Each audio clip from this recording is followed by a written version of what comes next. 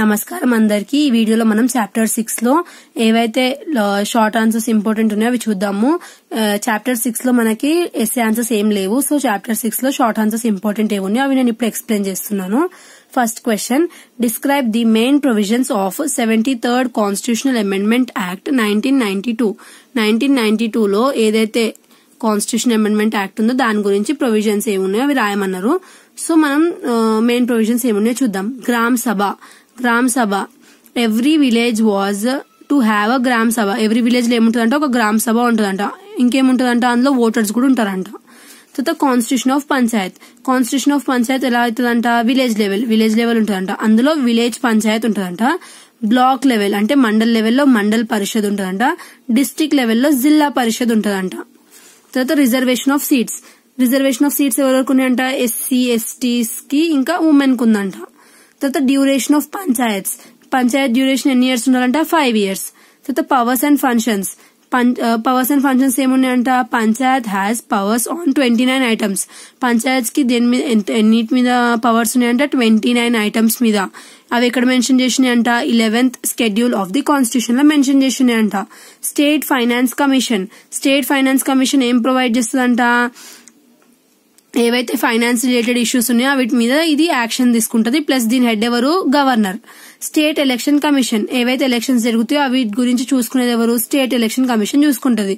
It provides for state election commission to conduct elections to the local governments. ఏవైతే local governments elections జరుగుతాయో అవి చూసుకుంటది state election commission. So ఇది మన 73rd constitutional amendment act 1992 provisions.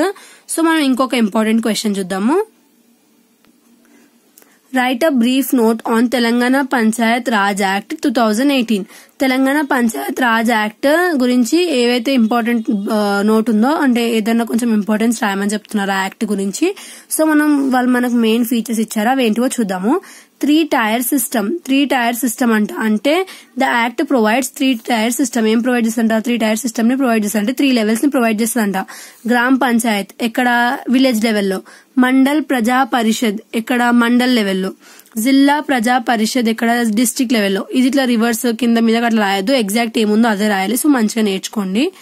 Reservations ఎవరికి ఉంటాయంట, SC ఎస్టీస్ కి బీసీస్ కి ఇంకా ఉమెన్ కు ఉంటదంట. ఎందులో, తెలంగాణ పంచాయత్ రాజ్ యాక్ట్ లో 2018 లో ఎస్సీస్ కి ఎస్టీస్ కి బీసీస్ కి ఉమెన్స్ కి రిజర్వేషన్స్ ఉంటాయంట. ఇవి కూడా చెక్ చేసుకోండి. వేరే యాక్ట్స్ లలో ఓన్లీ ఎస్సీ ఎస్టీ ఉమెన్ ఉండే. ఇప్పుడు మనం ప్రీవియస్ చూసిన క్వశ్చన్ లో ఇక్కడ బీసీస్ కి కూడా ఉంది. డ్యూరేషన్ ఆఫ్ పంచాయత్స్ ఎన్ని ఇయర్స్, 5 years.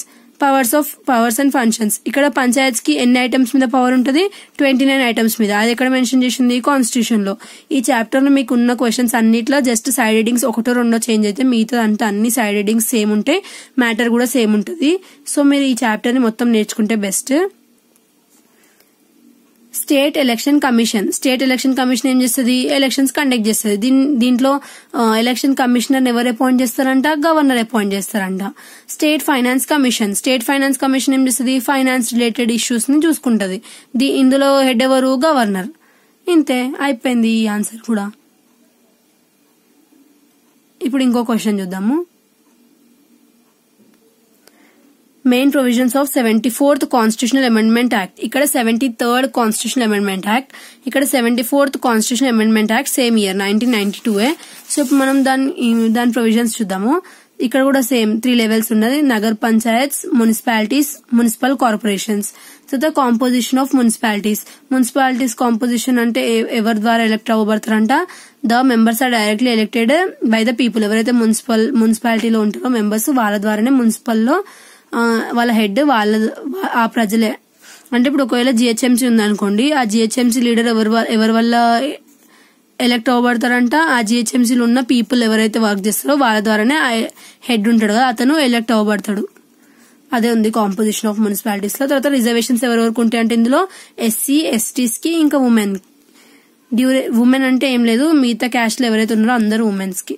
తర్వాత డ్యూరేషన్ ఆఫ్ మున్సిపాలిటీస్ ఎన్ని years, 5 years. Powers and functions ఇవి ఎక్కడ మెన్షన్ చేస్తున్నాయంట, ఇట్ హ్యాస్ 18 items. అంటే ఏదైతే పంచాయత్స్ ఉన్నాయో వీటికి 18 items మీద పవర్స్ ఉంటాయంట. అది 12th schedule లో మెన్షన్ చేసిందంట కాన్స్టిట్యూషన్ లో. స్టేట్ ఫైనాన్స్ కమిషన్ ఇది కూడా ఏం లేదు, ఫైనాన్స్ కమిషన్ ఏం చేస్తుంది, ఫైనాన్స్ రిలేటెడ్ ఇష్యూస్ ని చూసుకుంటది. సో ఇది గవర్నర్ ద్వారా హెడ్ ఉంటది. అంటే గవర్నర్ హెడ్ ఉంటాడు దీనికి.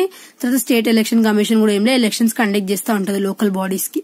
ఇందులో ఎక్స్ట్రా యాడ్ అయింది ఏమింది ఇప్పుడు ఇక్కడ district planning committee. This committee consolidates the plans prepared by panchayats and urban bodies in the district. ఏవైతే ప్లాన్స్ పంచాయత్స్ లో ఇంకా అర్బన్ బాడీస్ లో అంటే ప్లాన్స్ వేసినారో అవన్నీ ఎక్కడ తీసుకెళ్తారంట, ఇన్ ది డిస్ట్రిక్ట్స్. ఇంతే, ఇక్కడతో మనకి షార్ట్ ఆన్సర్స్ కూడా అయిపోయినాయి. నెక్స్ట్ వీడియోలో వెరీ షార్ట్ ఆన్సర్స్ ఎక్స్ప్లెయిన్ చేస్తాను. Thanks for watching.